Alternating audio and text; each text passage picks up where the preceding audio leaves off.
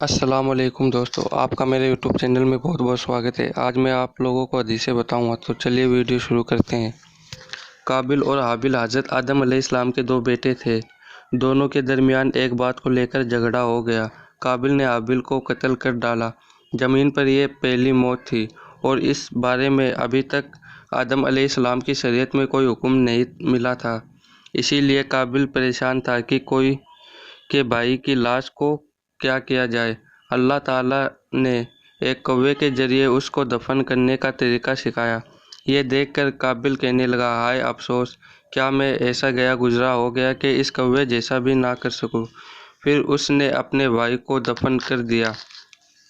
یہی سے دفن کرنے کا طریقہ چلا آ رہا ہے۔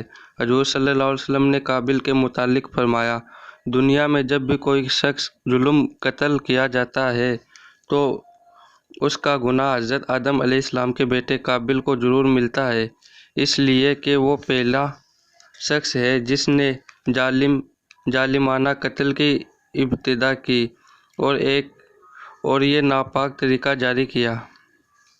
اسی لیے انسان کو اپنی زندگی میں کسی گناہ کی ایجاد نہیں کرنی چاہیے تاکہ بعد میں اس گناہ کے کرنے والوں کا بوال اس کے سر نہ آئے۔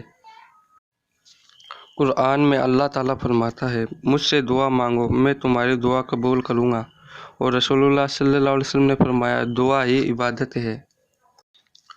قرآن میں اللہ تعالیٰ فرماتا ہے، تم ان کافروں کے مال اور اولاد سے تعجب میں مت پڑنا، کیونکہ اللہ تعالیٰ دنیا ہی کی زندگی میں ان کافروں کو عذاب میں مبتلا کرنا چاہتا ہے، اور جب ان کی جان نکلے گی تو کفر کی حالت میں مریں گے۔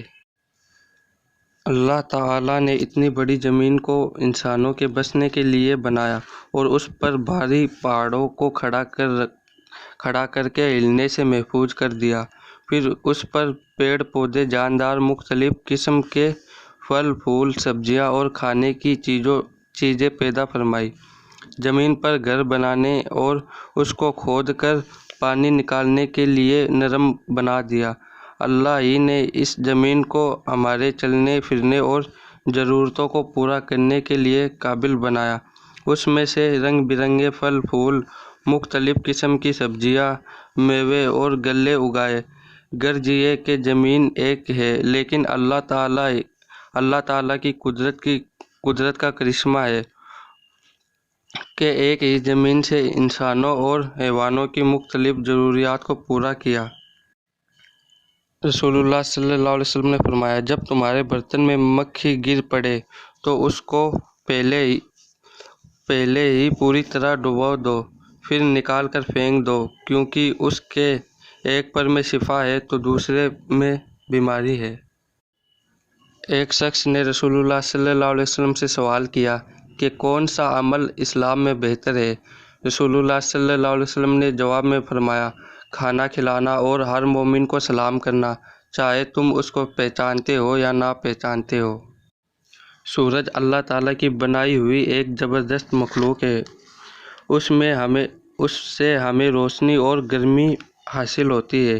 وہ روزانہ مشرق سے نکلتا ہے اور مغرب میں ڈوب جاتا ہے، لیکن اللہ تعالیٰ قیامت کے قریب اسے اپنی قدرت سے مشرق کے بجائے مغرب سے نکالے گا۔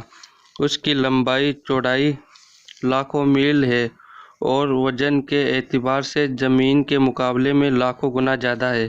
اتنے وزنی اور بڑے سورج کا مقررہ نظام کے تحت چلنا اور کروڑوں میل کی دوری سے پوری دنیا کو روشنی اور گرمی عطا کرنا اللہ تعالیٰ کی قدرت کی بڑی نشانی ہے۔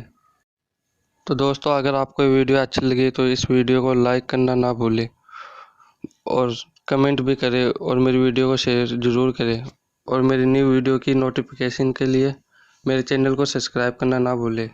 Thank you for watching.